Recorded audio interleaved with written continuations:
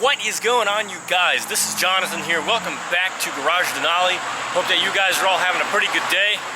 It's kind of noisy here, but don't mind that. So today what we're doing is we're working on my 08 Accord 5-speed manual, and we're not really touching anything mechanically with the car. What we're doing today is we're going to go ahead and get these halogen low beam headlights out of this car, and we're going to go ahead and swap in some LEDs. Got the LEDs right here.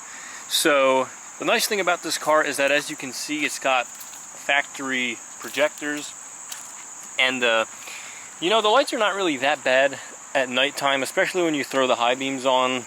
You get pretty good visibility, and they're not bad necessarily. Like the lights that I used to have in my Crown Vic, those were no good. They were basic, they were terrible. I didn't like them at all, so I put LEDs in them immediately. But as you can see, this is what we're working with here. So standard bulb in a otherwise standard car. So I don't know if there were, I think there was an HID option on these cars. I think that was for like the V6 models that had it was like the EXL trim, so of course leather seats. Basically it was a top of the line car, so pretty much you get what you paid for. But what we're going to do is we're going to go ahead and remove these lights out, and I got some LEDs in here. So basically I just want better light output at night, and it's not that I really do a whole lot of night driving, but it's nice to have better light output, especially at night. And considering that this is a coupe, this is a pretty decent looking car, and I figured, well, you know what, especially because I have projectors instead of a regular reflectable headlight in the car, I figured that an LED or a xenon kind of bulb would just make it look that much more premium, that much more cooler and sleeker. So I figured the only way to really do it right is to go ahead and make this car stand out a little more with LED headlights. Alright, so we're going down this road here. As you can see, it's pretty dark. There's no street lights anywhere. And as you can see, this is what my output looks like with my halogen lights that are in the car. This is the low beam, and this is the high beam. So as you can see, the high beam is actually not too bad. It's pretty impressive for a stock car, I will say. And to be quite frank, the low beam is not too terrible either, but of course, the LEDs are going to do a much better job at shining the road. So this is a little before clip right here showing you what we're going to be going from. So this is a brand called Lace Fit LED lights. So as you can see, maybe you can tell the packaging is pretty nice, and the top slides right off, so it's almost like you're unboxing an iPhone or something. These are our bulbs right here. So as you can see, these are our H11 style bulb. So I'm going to go ahead and place this right here and just take one of these out just to show you guys. So there we go. This is our H11 style bulb, and the cool thing about these is that they got a little fan here so that the processor, the little chip that's right here that handles the I guess the LED output, I guess it acts as a ballast in some sort of way. There's a little fan here to keep that cool so it doesn't get too hot, and this is pretty much plug and play. So just wanted to show you guys what it looks like. As you can see, we got a nice big festoon right there, one on each side. So let's go ahead and get started. Alright, so we're going to go ahead and start peeling back this inner fender liner. I could remove the wheel to make this a lot easier, but honestly I don't feel like doing that. So we're going to go ahead and just start peeling this back the best way we can. So we got quite a few push rivets that we got to pull out, so that's why we are going to need a flathead screwdriver, not a Phillips head. This should be pretty straightforward. So you got a few of these all throughout in here. Go ahead and get your flathead screwdriver, and then get a pair of pliers, or if you've got a fastener remover tool, just use that. It'll make the job a lot easier. So just go ahead and get that off. Alright, so we got access to our bulb here, and you only need to peel back just a little bit of this just so you have enough clearance to get your hand in there. So I'm not sure how well you guys can tell, but there's a black kind of gap here, hole, big open area. That's where your bulb is. You're going to see a little harness for it, and it should have like a blue sticker behind it, so just go ahead and pop that off. Okay, so in order to get your bulb off, basically you want to twist it in a counterclockwise fashion, about a quarter turn, and then your bulb will come out. And then remove the harness from the bulb, and you'll see here This is an H11 style bulb. It's got a blue label on it. So your bulb may or may not have that, depends on what bulb you have in here, but the process is the same, right? So we're gonna go ahead and pull this out, go ahead and get a brand new LED in, and then we're gonna go ahead and flick the lights on and make sure it works. Alright, so once you got your bulb in, go ahead and flick the lights on and make sure that they do work, because LEDs are polar sensitive.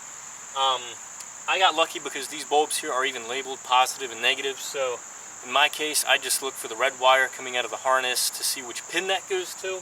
So that'll be your positive, black will be your ground, your negative. So go ahead and hook it up. Afterwards, go ahead and flick your lights on and see how it looks. So as you can see, it's pretty bright. I'm staring at it right now. I'm looking away, but it's pretty bright. So it's gonna look pretty nice once we get it in the headlight housing. But yeah, that's the kind of improvement I'm talking about. So staring at that's kind of like staring at a welder staring at the arc. So once you have confirmation that that works, go ahead and screw this back in a clockwise form, and then go ahead and button everything back up.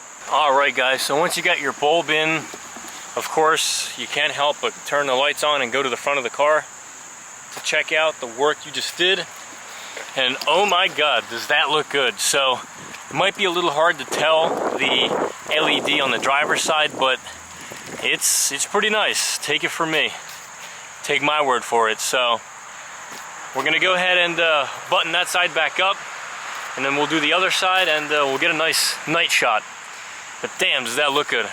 Once you got it plugged in, go ahead and test your lights again, make sure they work, and then go ahead and button everything back up. And would you look at that? You know, it's funny, when you buy a used car, you never know what kind of previous ownership this car had. Coffee lid. Alright guys, and there we go, there we have it. Nice brand new LED headlights in my car right here. Look how crystal clear that looks. I'm really excited about this. I can't wait for nightfall to see what kind of performance, what kind of output these lights will give me.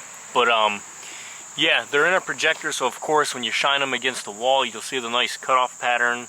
So this is the real deal. I mean, you know, I'm a light enthusiast. Granted, if I wanted to do the job right, I would have done a proper retrofit, and I would have gotten bulbs from like the retrofit source and all other kind of hardware, but I wasn't looking to spend like $500 here. So I'm looking for form and function, and I do think that this is a nice happy medium between the two. So as you can see, if we take a step back, LED lights, xenon lights, they just make a nice car that much nicer. It makes it seem more premium, more expensive, if you know what I mean. So I'm really really pumped about these, really excited. I guess later down the road, the next thing is we're going to be doing fog lights right here. So I'm not sure if I'm going to stick with regular halogen or if I might do the yellow lights like I had on my E46, the reflective or selective yellow lights, Euro spec, and then the JDM scene picked up on that. So not sure yet. We might do that only because I don't really like looking at these covers right here, these caps.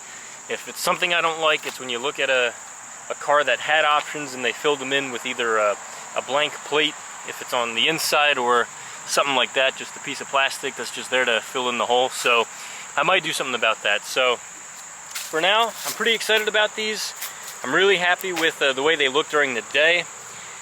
These are also good because LEDs last a whole lot longer than halogen, and changing a bulb is kind of a pain on this car. So I'm looking to only do this once, so do it once, do it right. There we go, nice and sleek. So I'm going to show you guys a night clip here in a sec. But yeah, let me know what you think of these LED lights that I got. Alright, so we're on the same road as we were last night with the halogen lights in the car, and as you can see, things on the road just look a lot better, a lot cleaner, a lot crisper, and we do have an increased field of view, so that's good.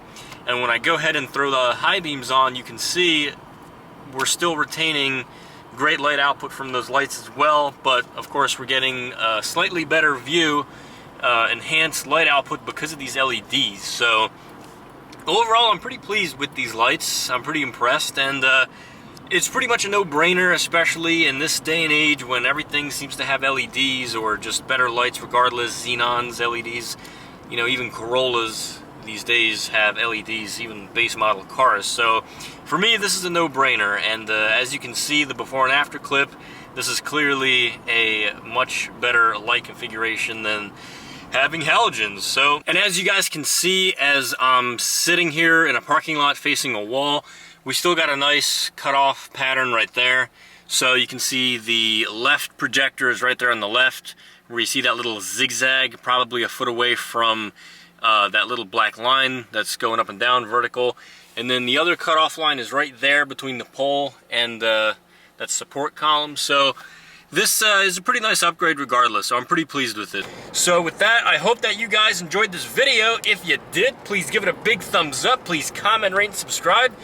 Check me out on Instagram at Garage Denali. Thank you very much. Take care and have a good night.